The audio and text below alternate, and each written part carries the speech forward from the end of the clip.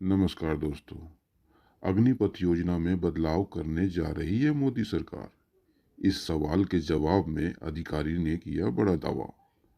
Agnipath recruitment model एक विवादास्पद scheme है के तहत युवाओं को कुछ साल के लिए सेना में भर्ती किया जाता है।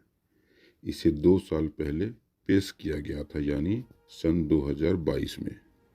अग्निपथ भर्ती मॉडल को लेकर कहा जा रहा है कि इसमें किसी तरह की बदलाव की कोई योजना नहीं है। अधिकारियों के मुताबिक अगर इस योजना में किसी तरह की बदलाव किए जाएंगे तब इसे लागू करने का मकसद कामयाब नहीं हो पाएगा। हिंदुस्तान टाइम्स अखबार में एक अधिकारी के हवाले से बताया कि अगर अग्निपथ योजना में किसी तरह का बदलाव होता है तो इससे भारत की सुरक्षा हितों को खतरा हो जाएगा। अग्निपथ भर्ती मॉडल एक विवादास्पद स्कीम है जिसके तहत युवाओं को कुछ सालों के लिए सेना में भर्ती किया जाता है। इसे 2 साल पहले सशस्त्र बलों को युवा और युद्ध के लिए तैयार रखने के मकसद से पेश किया गया था। अधिकारी ने नाम न छापने की शर्त पर बताया, यह योजना चीन का मुकाबला करने की हमारी रणनीति में मूल रूप से शामिल है।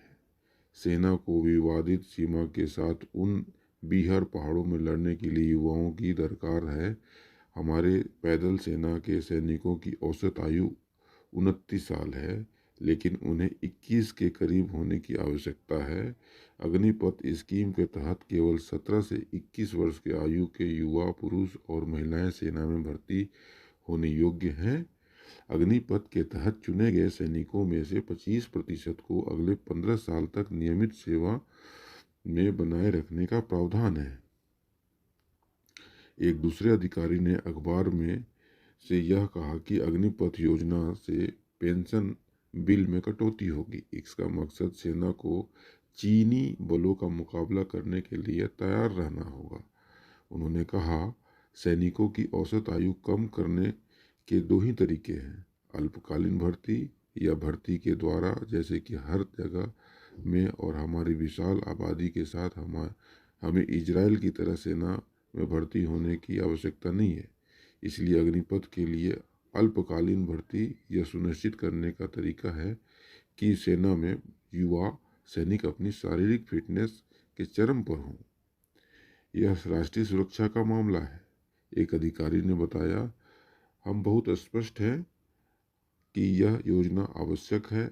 यह राष्ट्रीय सुरक्षा का मामला है। कांग्रेस ने बार बार इस योजना को रद्द करने का आह्वान किया है।